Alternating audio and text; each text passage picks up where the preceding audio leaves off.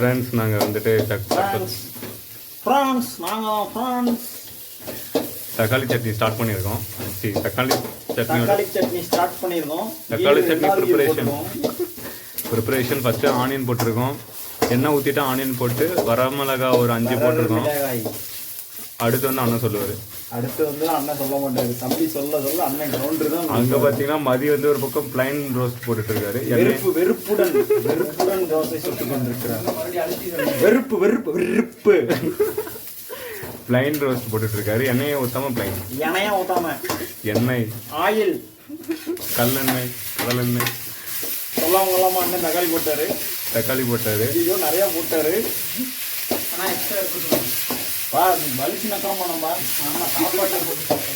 தக்காளி சட்னி ஆனால் தக்காளி நிறையா இருக்கு. பொட்டுக்கலை சட்னினா பொட்டுக்கல் நிறையா இருக்கும். கருத்து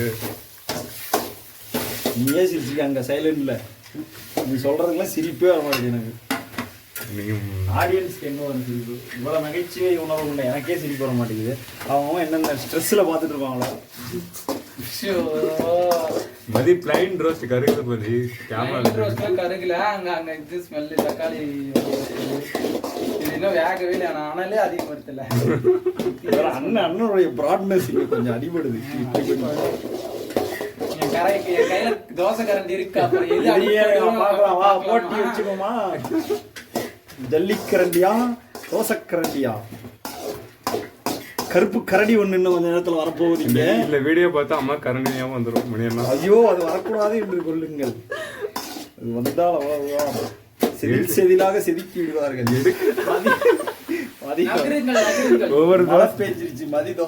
ஒவ்வொரு தோசைக்கும் மதி கல்ல கிளீன் பண்ணி ஹோட்டல்ல இருக்க மாதிரியே போடுவாரு. விளக்கமாறு ஒன்று வாங்கி கொடுங்க. விளக்கமாறு பண்ணா வெங்காயத்தை வச்சு தைக்கிறாரு. அண்ணன் வந்து எல்லாமே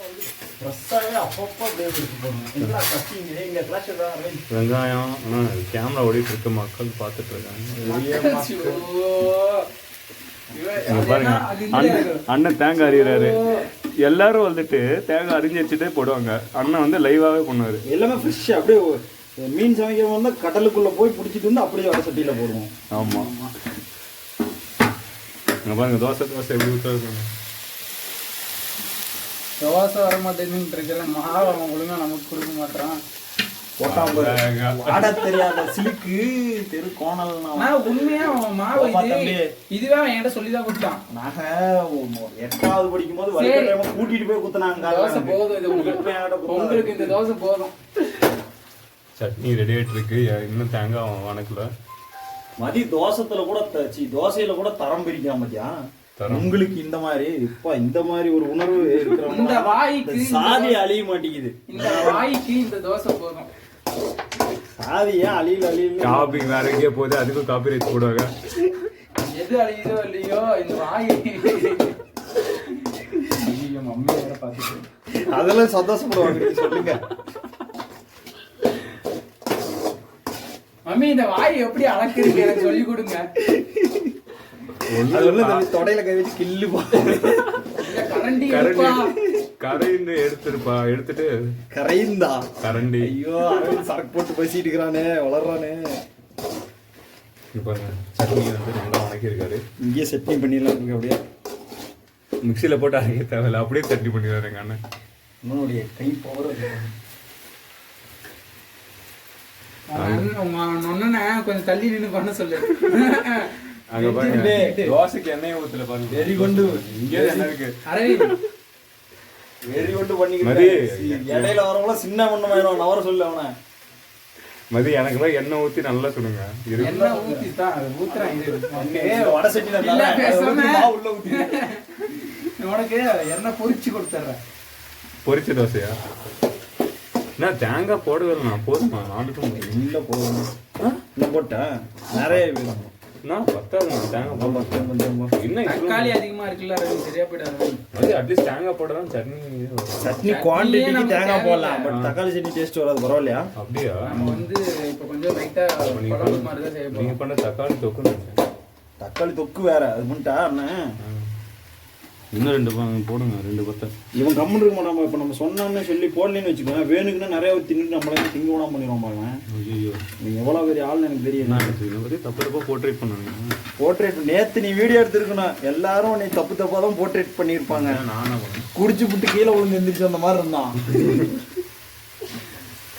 கொஞ்சம் உடம்பு சரியில்லை. பாரு பிரச்சனை ஆயிரும். மதி 1 நிமிஷம் மேல ஆகுது ஒரு தோசை சுட.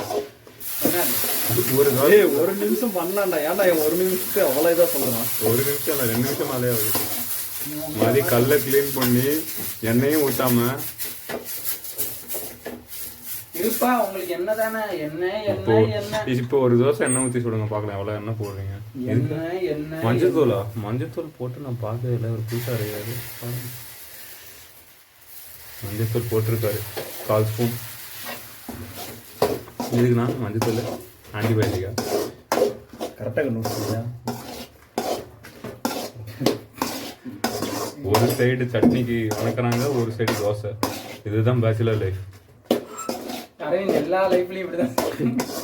எல்லாருமே அட் அ டைம்ல இப்படி யாராவது பண்ணுவாங்க. மனைவியும் கணவனும் ஒரு புரிந்து கொள்ளுதலும் தான் நடக்கும். உன் வீட்டுல அது நடக்காது. நீ பயப்பட, நீ மட்டும்தான் சமைச்சுக்கிட்டு. ஏன் நடக்காது? நீ செஞ்ச எக் ரைஸுக்கு அது முத நாளே ஓடி போயிடும். அப்புறம் எங்க நடக்குது? நேற்று நல்லா தானே இருந்தது சட்னி. சட்னி வேற, எக் ரைஸ் வேற. நீங்க சும்மா எனக்கு சமைக்க தெரியாம சொல்லாதீங்க. சும்மாலாம் சொல்லாதீங்க. நானும் சமைப்பேன். யாராவது மஞ்சத்தூள் போடுவாங்க சட்னில? உனக்கு தெரிய பத்தி இதுல இருந்தே தெரியலையா? சரி, ஒரு ஃப்ளேவர். சரி, அதெல்லாம் உனக்கு புரியாது. ஆட்டி வெளிய வரணும். சரி, கமெண்ட்ஸ் பண்ணுங்க. யாராவது கமெண்ட் பண்ணுங்க. இப்ப லைவ்ல ஓட்டிட்டு இருக்கு கமெண்ட்ஸ் பண்றதுக்கு. அவங்க இல்ல அதான் வீடியோ போட்ட வாட்டி கமெண்ட் பண்ணுங்க. இந்த மாதிரி மஞ்சத்தூள் வந்து தக்காளி சட்னிக்கு ஆட் பண்ணுவாங்களா பண்ண மாட்டாங்க? நீ பண்ண மாட்டாங்கன்னு கூட சொல்லுவாங்க. இவரு போட்டாரு கரெக்ட்னுவாங்க. அது வேற. நீங்க ஆள் வச்சு கமெண்ட் பண்ணிட்டு வேற மாதிரி. சரி, உண்மையா எத்தனை பேர் போடுவாங்கன்னு பாக்கலாம். அவ்வளவுதான், வணக்கியாச்சு. இதை ஆற வச்சுட்டு அப்படியே மிக்சியில போட்டு அரைச்சிட்டு தாளிச்சிட்டோம்னா தக்காளி சட்னி ரெடி. இங்க வந்து ஈஸியா இருக்கும். அரிசியா பிளைன் ரோஸ்ட்ல எவ்வளவு எண்ணெய் மட்டும் ரெண்டு இல்ல அரைச்சி தக்காளி தாளிச்சு. பிளைன் ரோஸ்ட்ல எவ்வளவு எண்ணெய் ஊத்திருக்காங்கன்னு மட்டும் பாருங்க. ஆனா எண்ணெயும் தெரியல எனக்கு. அதுல எண்ணெய் தெரியல ஊத்தணும்னா 2 லிட்டர் வாங்கிதான் ஒண்ணு தெரியும். எண்ணெய் அச்சான் வேற வந்து வலிசமா வாங்கலாம்னா இவ்வளவு எண்ணெய் ஊத்தி நான் அவன் ஊருக்கு போட்டுட்டா இருறான், அப்புறம் வாங்கிக்கலாம்னுங்கிறேன். யாரு ஊருக்கு போட்டோம்? யாரோ. நான் ஊருக்கு போனா என்ன பண்ணுவேன்னா லிஸ்ட்டை ஒழுங்கா எழுத மாட்டாங்க. அவங்க இஷ்டத்துக்கு லிஸ்ட் எழுதிட்டு பர்ச்சேஸ் பண்ணிட்டு முடிஞ்சிச்சுப்பாங்க. கடைசியில வந்து எதுவுமே இல்லாமாங்க. ஆமா, எதுவுமே இல்லாம இப்ப அரவிந்த் வந்து 2 கிலோ இது எல்லாம் வாங்கிட்டு வந்து பருப்பு கிருப்பு எல்லாம் வாங்கிட்டு வந்தோம் பாவம்.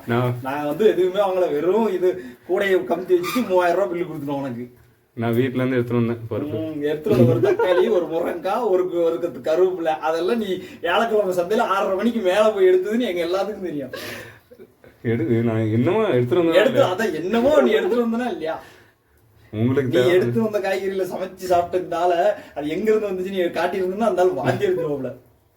யார் சொல்றீங்க? உன்னை தான் சொல்லிக்கிறேன். அவன் எடுத்துட்டு வர காய்கறி எங்க இருந்து எடுத்துருவா எனக்கு தான் தெரியும். இப்படிதாங்க டெய்லியும் சமைச்சு சாப்பிட்டுட்டு இருக்கோம். இப்படி இல்லைங்க, இப்படி இல்லை, தயவு செஞ்சு இப்படி இல்லைங்க. இப்படி எல்லாம் நினைக்காதீங்க. எங்க ரூம்லயே சண்டை வருது பாரு. இதை விட கொடூரமான ஒரு சமையல் இருக்கு, அது நான் உங்களுக்கு காட்டுறோம். அவர் வந்து என்ன சொல்லல, இவருக்கு இருங்க பக்கத்துல ஏதாவது ஹாஸ்பிட்டல் இருக்கா? Walking distance. அப்போ வெச்சு தொலை சாப்பிடு. கரண்டே வராம உங்களுக்கு ரெடி பண்ணிருக்கேன். கவலைப்படாத தம்பி, நாளைக்கு கலரா வெரைட்டியா பண்ணி தரேன். நாளைக்கும் வருவோம்.